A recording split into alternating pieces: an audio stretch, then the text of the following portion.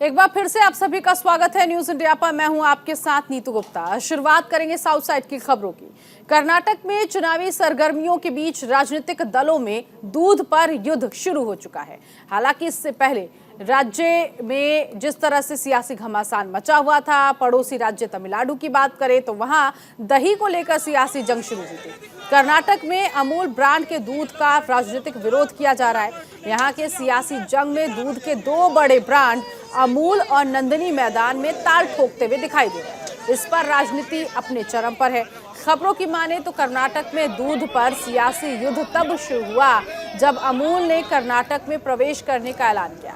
सबसे बड़ी बात यह कि कर्नाटक के मिल्क मार्केट में अमूल नंदिनी को टक्कर नहीं दे पा रही है। इसके पीछे असली वजह यह है, यहाँ पर अमूल दूध के मुकाबले नंदिनी के दूध का दाम काफी कम है। इसीलिए ये विवाद छिड़ गया है। जब से अमूल की एंट्री हुई है राज्य में, तब से कहीं ना कहीं नंदिनी ब्रांड को खतरा दिखता हुआ नजर आ रहा है कि ऐसा ना हो कि अमूल ब्रांड तेजी से आगे बढ़े। इसीलिए आज जगह जगह प्रदर्शन भी किया गया और इसके साथ ही साथ राजनीतिक पार्टियां भी प्रदर्शन करते हुए नजर आ रही हैं। तो दूध विवाद को लेकर कर्नाटक में किस तरह से प्रदर्शन किया जा रहा है, इसकी तस्वीर आप देख रहे हैं।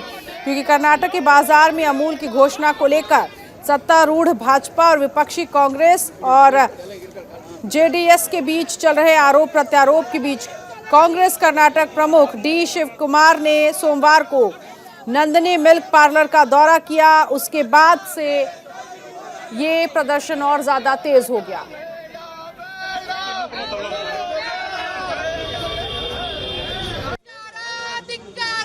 ಅಮೂಲ್ ಸಂಸ್ಥೆಗೆ ಧಿಕ್ಕಾರ. ಎಲ್ಲ ಪ್ರಾಡಕ್ಟ್ ಇದರ ಮಾತ್ರ ಎಲ್ಲ ಪ್ರಾಡಕ್ಟ್ ನೆಲದಲ್ಲಿ ಚೆಲ್ಲಿ ಅಮೂಲ್ಗೆ ಧಿಕ್ಕಾರ ಮಾಡ್ತಾ ಇದೀವಿ.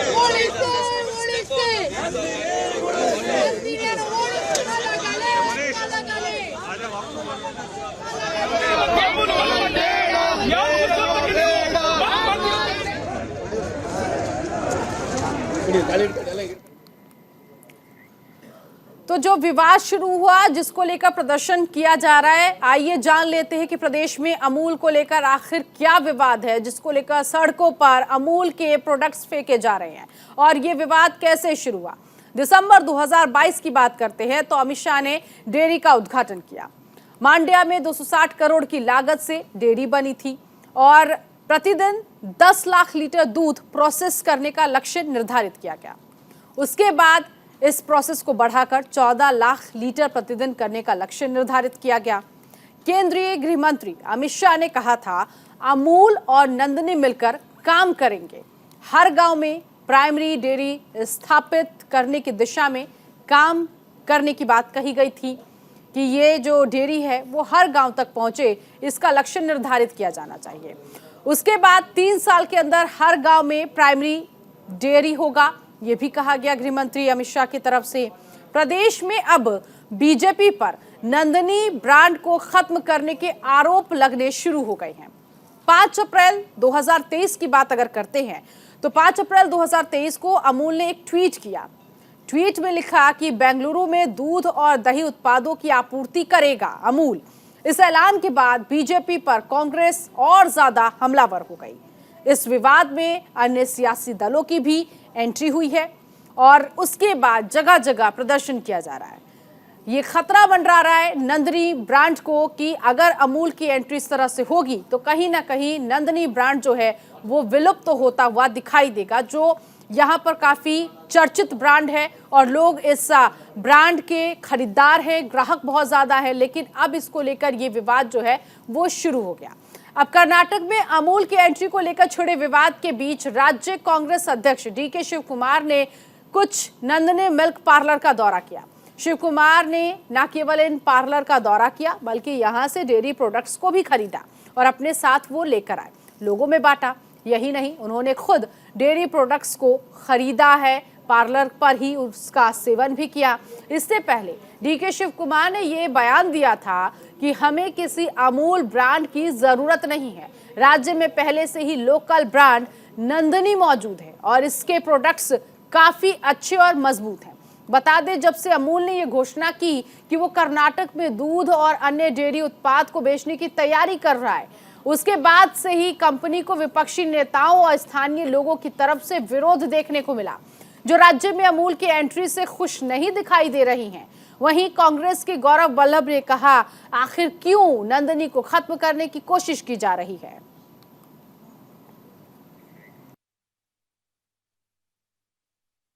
क्या जरूरत है, मैं ये पूछना चाहता हूं, नंदिनी में खराबी क्या है? भाजपा क्या बता सकती है कि भाई इस कारण ये खराबी है?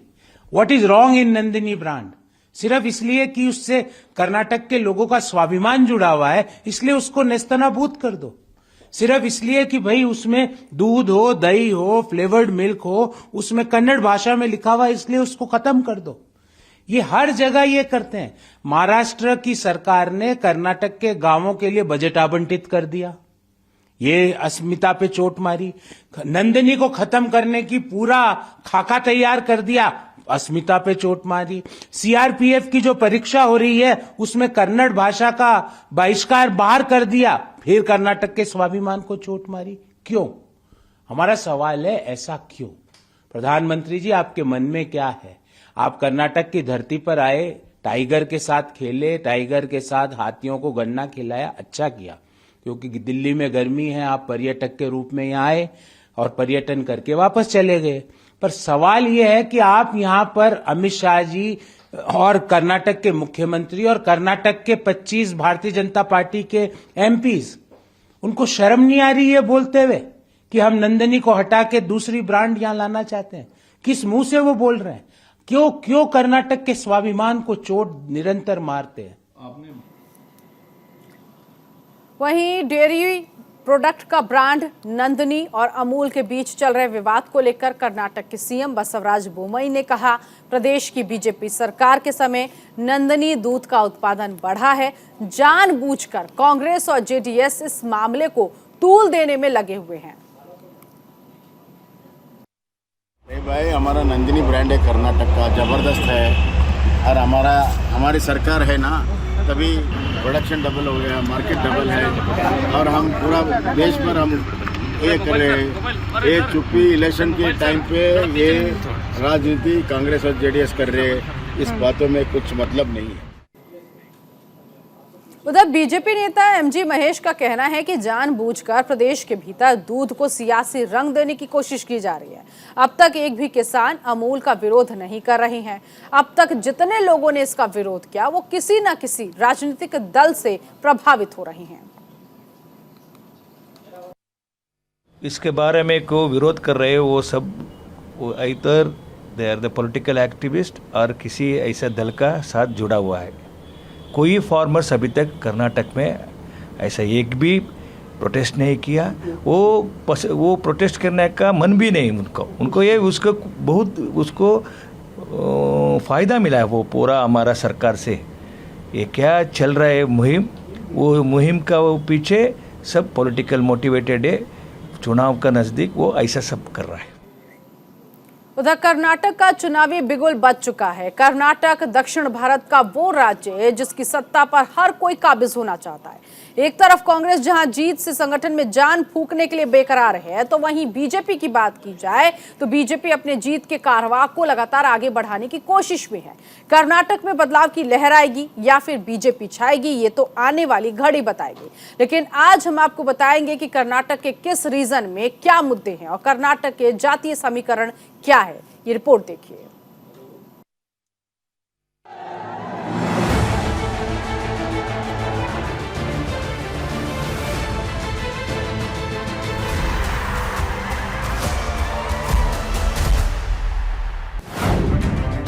कर्नाटक की एक सीट का सूरत हाल।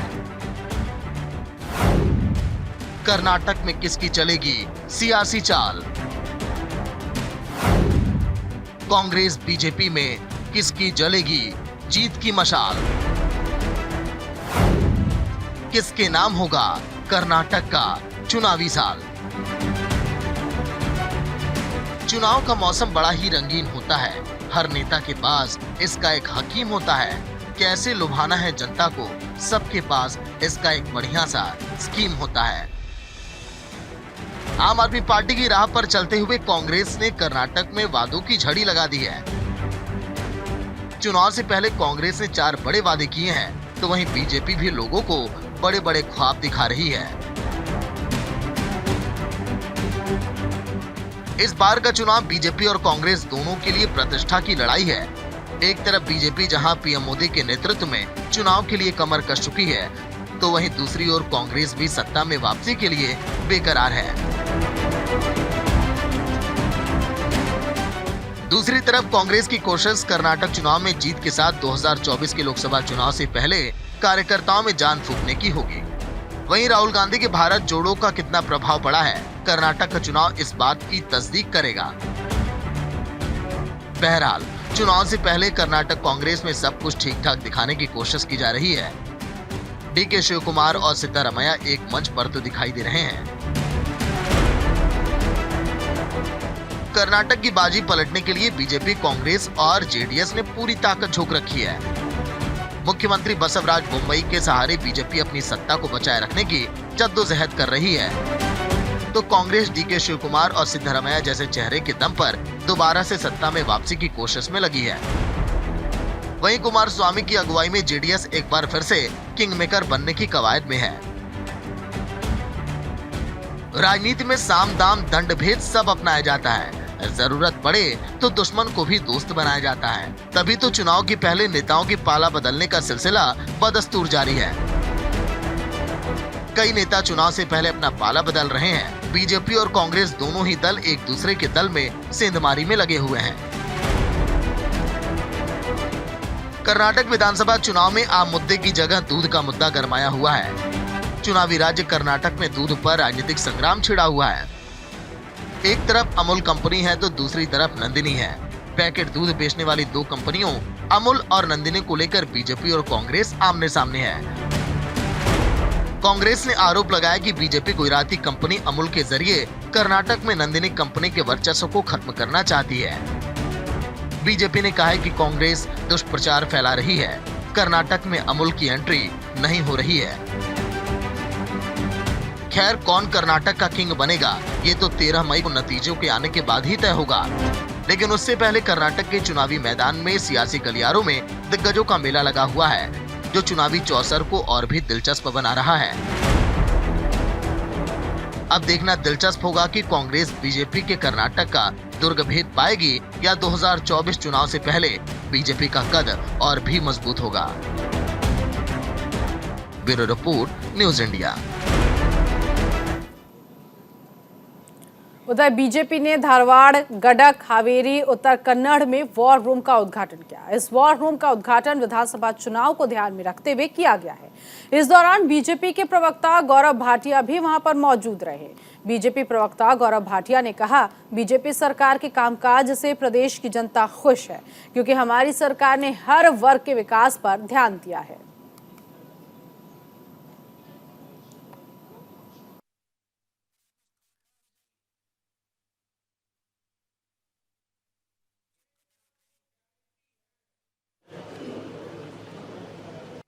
एक तरफ तो गारंटी है भारतीय जनता पार्टी श्री नरेंद्र मोदी जी कमल की कि कर्नाटका विकास में आगे बढ़ेगा। कर्नाटका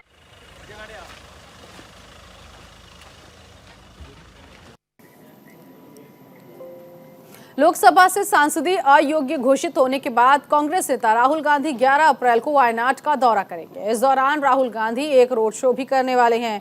इस दौरान कांग्रेस नेता राहुल गांधी का वायनाड में भव्य स्वागत करने और शक्ति प्रदर्शन करने के लिए हर संभव प्रयास कर रही है। वायनाड पहुंचकर राहुल गांधी वहां रोड शो करेंगे।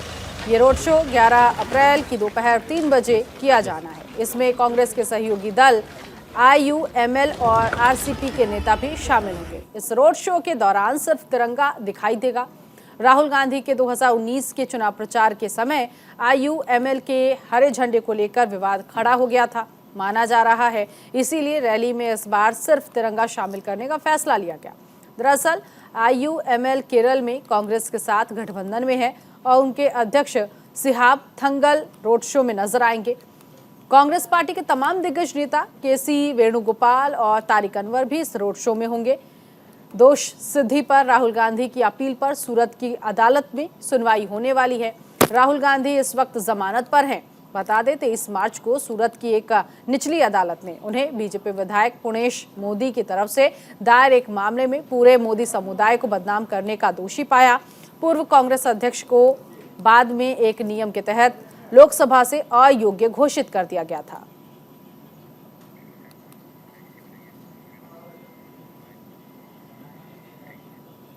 कांग्रेस नेता वी हनुमंत राव ने बीजेपी पर निशाना साधा। वी हनुमंत राव ने कहा, जब भी राहुल गांधी अडानी के खिलाफ ट्वीट करते हैं वो राहुल के खिलाफ मानहानि का मामला दर्ज करवाते हैं। बीजेपी विपक्ष को खत्म करना चाहती है। आम लोगों को 2 लाख का कर्ज नहीं मिल रहा, लेकिन अडानी को हजारों करोड़ रुपए मिल रहे हैं।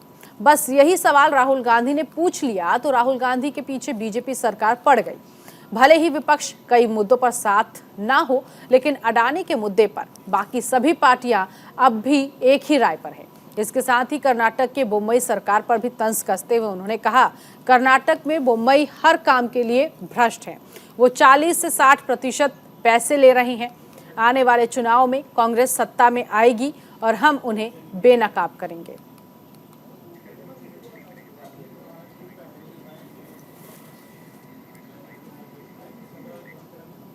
AIMIM चीफ असदुद्दीन ओवैसी ने बीजेपी और कांग्रेस दोनों पर निशाना साधा। निशाना साधते हुए ओवैसी ने कहा, बीजेपी और कांग्रेस एक ही सिक्के के 2 पहलू हैं। दोनों ने ही भ्रष्टाचार को बढ़ावा दिया है। इसके साथ ही ओवैसी ने बिहार हिंसा के लिए नीतीश सरकार पर जमकर हमला बोला। उन्होंने कहा, इतने बड़े स्तर पर राज्य में हिंसा हुई, सरकार मुआवजा देने की बात क्यों नहीं कर रही है? हिंसा पीड़ितों को मुआवजा देने के बजाय इफ्तार पार्टी कर खजूर खा रही है। और इसके साथ ही साथ उन्होंने बिहार के सीएम नीतीश को लेकर क्या कुछ कहा है वो भी सुनवाएंगे। की सरकार हो या बीजेपी की सरकार हो, एक सिक्के के 2 रुख हैं। दोनों ने करप्शन को बढ़ावा दिया था और इसीलिए आज आप देख रहे हैं कि एक x deputy chief minister Congress का अपने ही सरकार के खिलाफ प्रोटेस्ट करने जा रहा है। तो इससे क्या मैसेज जाता है? इससे मैसेज ये जाता है कि कांग्रेस पार्टी हो या बीजेपी हो, करप्शन पर वो सीरियस नहीं है। और कांग्रेस पार्टी में हम शुरू से कह रहे हैं कि वो बजाय राजस्थान की जनता को अच्छा गवर्नेंस दे, वो गवर्नेंस देने के बजाय ये सब चीजें हो रही हैं लोगों में, और इससे राजस्थान की जनता बेजार है लोगों से, कांग्रेस सरकार से। आप इस कदम को कैसे देखते हैं? आप सपोर्ट करते हैं सचिन पायलट के? तो मैं कौन होता हूं उनको सपोर्ट करने वाला? वो अपने पार्टी के डिप्टी चीफ मिनिस्टर रहे हैं, वो अभी भी मुख्यमंत्री बनने का ख्वाब देख रहे हैं, वो अपने ख्वाबों को पूरा करना चाह रहे हैं, बजाय उसके कि वो राजस्थान की जनता के ख्वाबों को दोनों मिलकर पूरा करते हैं। मगर एक बात साबित हो गई कि राजस्थान में बीजेपी हो या कांग्रेस हो, एक सिक्के के 2 रुख हैं और करप्शन पर सब कॉम्प्रोमाइज कर चुके हैं। बात किए थे आज से 4 दिन पहले या 5 दिन पहले, उस वक्त भी हमने आपसे कहा था और मीडिया को हमने स्टेटमेंट दिया था कि यकीनन ये प्री प्लान था। जब प्री प्लान था तो आप लोग सो क्यों रहे थे? 31 तारीख को गड़बड़ हुई, फिर 1 तारीख को गड़बड़ कैसे होती है? और दूसरी बात यह है कि आपकी सरकार की, नीतीश कुमार और राजद की जो मिली जुली की सरकार है, उनकी ये सरासर नाकामी है कि उन्होंने इस वायलेंस को, इस हिंसा को रोकने में सरासर नाकाम साबित हुए। एक जुलूस का परमिशन आप देते हैं, पुलिस के सामने मदरसे को जलाया जाता है और आपकी पुलिस तमाशाई बनी बैठी रहती है। तो यकीनन ये पूरी जिम्मेदारी नीतीश कुमार की सरकार पर आयद होती है, उनकी नाकामी की निशानी है। और जब इतना बड़ा हिंसा हुई तो उसके बाद भी अभी तक वो सरकार मुआवजा देने की बात नहीं करती, कंपनसेशन की। केरल के मुख्यमंत्री पिनाराई विजयन ने उद्यमिता 2.0 मिशन 1000 कार्यक्रम का उद्घाटन किया। इस दौरान सीएम पिनाराई विजयन ने कहा, राज्य में उद्योग को बढ़ावा देने के लिए अनुकूल माहौल बनाया जा रहा है, जहां किसी को भी किसी भी तरह की कोई समस्या का सामना ना करना पड़े। इस दौरान उन्होंने कहा, सरकार की ये महत्वाकांक्षी योजना है जिसका उद्देश्य 1 साल में 1 लाख उद्यमों को लॉन्च करना है।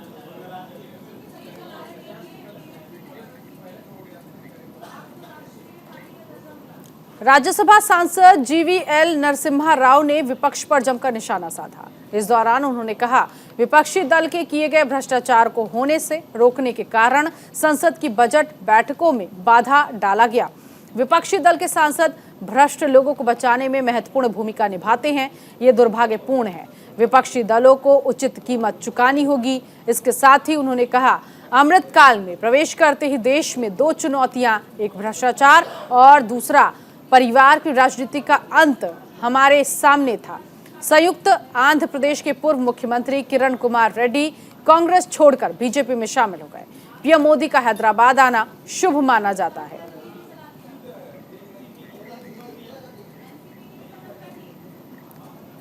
तमिलनाडु के स्वास्थ्य मंत्री एम.ए. सुब्रमण्यम ने राजीव गांधी सरकारी अस्पताल का निरीक्षण किया। इस दौरान स्वास्थ्य मंत्री ने कोविड की तैयारियों का जायजा लिया। स्वास्थ्य मंत्री ने कहा, हमारे पास तमिलनाडु में 350 या उससे कम कोविड संक्रमण के केस हैं और अब हमारे राज्य में डरने की जरूरत नहीं है। बता दें, इससे पहले केंद्रीय स्वास्थ्य मंत्री मनसुख मांडविया ने सभी राज्यों से अपील की थी कि 10 और 11 अप्रैल को सभी अस्पताल बुनियादी ढांचे का मॉक ड्रिल कराया जाए। जिला प्रशासन और स्वास्थ्य अधिकारियों के साथ स्वास्थ्य तैयारियों की समीक्षा करने की भी अपील की गई थी। कर्नाटक में चुनावी दंगल की तैयारियां जोरों पर है। हर पार्टी अपने उम्मीदवारों की जीत सुनिश्चित करने की कवायद में जुटी हुई है। इस बीच एसडीपीआई के महासचिव अफसर कोडलीपेट ने बड़ा बयान दे दिया। उन्होंने कहा, कई पार्टियां बीजेपी का डर दिखाकर वोटरों को अपने पाले में करने में जुटी है, लेकिन इन दलों से कर्नाटक के वोटर खफा है। उन्हें अपने वोट खराब होने का डर है। ऐसे में विपक्ष की तमाम पार्टियों को एसडीपीआई को सपोर्ट करना चाहिए और बीजेपी को राज्य की सत्ता से उखाड़ फेंकने में मदद करनी चाहिए। हम आने से वोट बढ़ जाएंगे, उन्हों आ जाएंगे, इन्हों आ जाएंगे। तो एक बात मैं ये आपको क्लियर कर देना चाहता हूं, अगर हमारे 19 कॉन्स्टिट्यूएंसी में जहां पर हमारे कैंडिडेट को हम ऐलान किए हैं, अगर किसी को वोट बढ़ जाने का खतरा है, बीजेपी आ जाने का जो डर है, जो पिछले 75 ईयर्स में बीजेपी का गुम्मा बताकर माइनॉरिटीज, एससी, एसटी के वोट बटोरने हुए पार्टियों को मैं एक सजेशन देना चाहता हूं, इतना ही डर आपको है, बीजेपी को आइडियोलॉजिकली आपोज करने की कोई ताकत रखती है तो social democratic party of India ही है। तो आपको इतना ही डर है तो आपके कैंडिडेट को विड्रॉ कर लो। सीधा सीधी बात है, एसडीपी की तायद कर दो, जरूर हम जीतेंगे। बीजेपी को हम आइडियोलॉजिकली अपोज करेंगे। हाँ, इंडिया में मल्टी पार्टी डेमोक्रेसी है, कोई पार्टी क्यों ना हो, कोई इंडिपेंडेंट कैंडिडेट क्यों ना हो, आके कंटेस्ट कर सकता है। किसी को ये राइट्स नहीं, उन्हें आ जाने से इन्हें जीतेगा, इन्हें आ जाने से उन्हें जीतेगा, क्योंकि डेमोक्रेसी है, कौन एक वोट ज्यादा लेता उन्हें जीतता है। अगर आपकी ताकत है तो लोगों के पास आपके क्या इश्यू है रखो, लोग चूज करेंगे, लोग फाइनल करेंगे किसे जिताना किसे हराना। और इसी के साथ इस बुलेटिन में अभी के लिए बस इतना ही। नमस्कार।